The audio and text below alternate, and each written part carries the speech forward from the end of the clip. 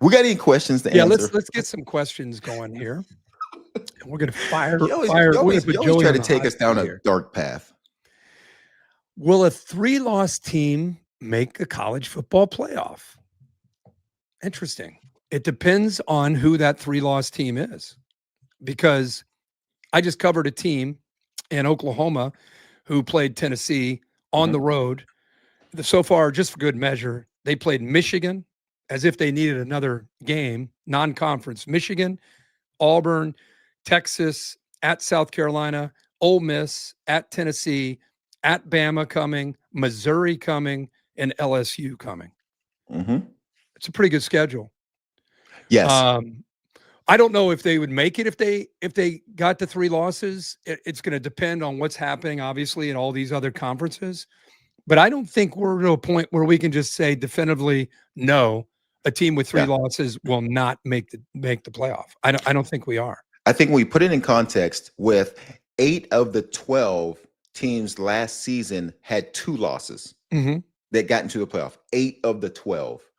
Think about that. Yeah, I think that it's wide that. open for a 3-loss team. Yes, I think that opens the door for a 3-loss team. What if a third loss is a conference championship game? I almost think that's more of a reason to make a case for them. Absolutely. Why should you be penalized if you made it to a conference championship game and you get dinged in a championship game when no one else had to play that game?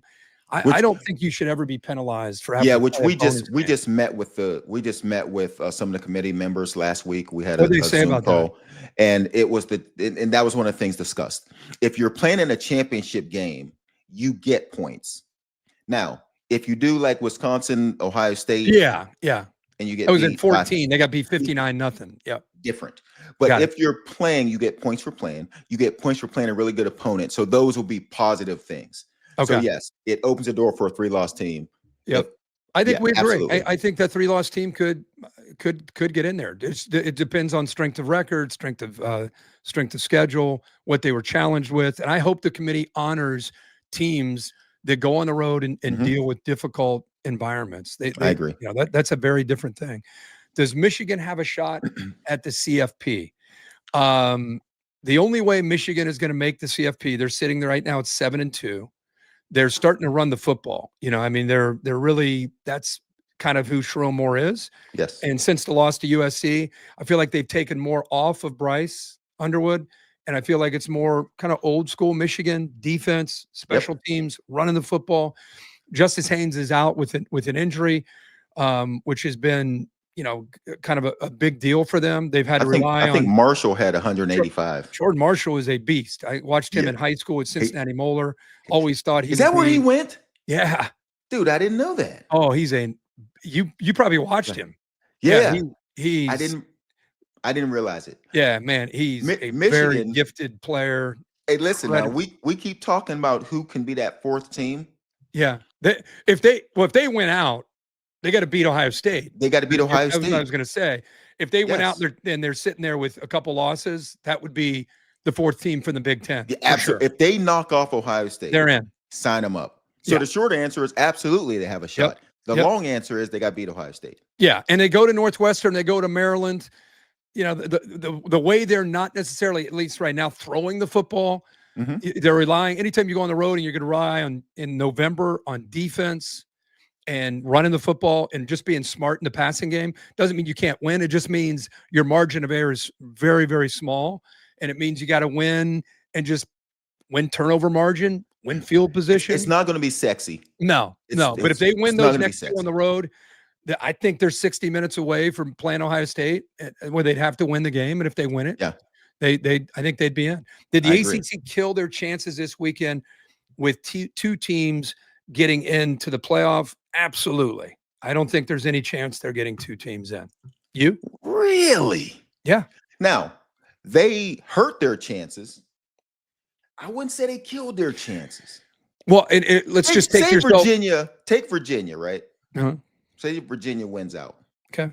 Wins the rest of their games. They go and say any one of the other 1-loss teams, Georgia Tech. Mm-hmm. And those 2 teams play. Close game. Yep. Virginia loses in a close one. Yep. Or whoever's ranked higher. Whoever loses. Yep. You don't think they gotta, because you realize the Big Ten is probably down to 3. Let's say the Big Ten's down. Okay. Let's say they're down 3. Okay, that means Ohio State beats Michigan. That would eliminate Michigan from. Yeah, and we've talked about this. Everybody has to root against Notre Dame to take another loss. That's the whole point. Yes, so that's why I'm saying it's not necessarily dead, but the Notre Dame team we're looking at, I don't see them taking another loss. The only way the ACC even gets into conversation after last weekend is Notre Dame gets tripped up. And then that opens up, because right now, if you're looking at it, again, we added this up last week, four in the SEC, three in the Big Ten, 1 group of 5, Notre Dame. If you go 2 in the Big 12, that's 11, 1 in the ACC. Why do you get? And I'm not saying it has to be 2 in the Big 12. That was going to be my next question. Why did you go 2 in the Big 12? It could be that maybe that's the debate. 2 in the ACC, 2 in the Big 12. Is there maybe a 5th team in the SEC? Is there a 4th team in the Big 10? I mean, that's what the committee is going to have to debate when it comes to those at-large teams. I mean, honestly, I mean, if you were to tell me, but you're right, the ACC really did kick themselves in the hurt themselves in the kahunas. Yeah. All right. Could Lane Kiffin decide to go to the NFL? Hello, Miami Dolphins. No. Let me put 2 things to the side. Lane Kiffin's not going to go to the NFL.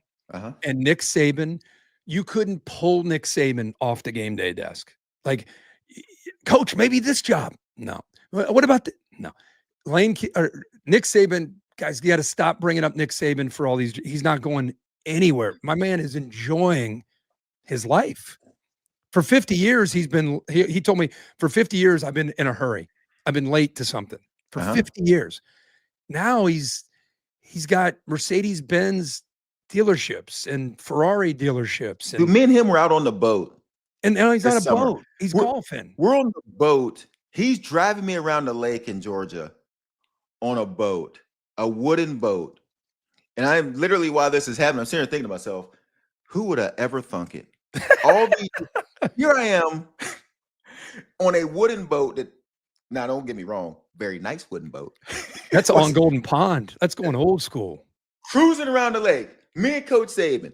He got to chew in, I got to dip it. We're just rolling. That's him. Around the lake. That's him. As I couldn't see that guy. After he cheated me in golf, I think to make me feel better, he took me out on the lake in the boat.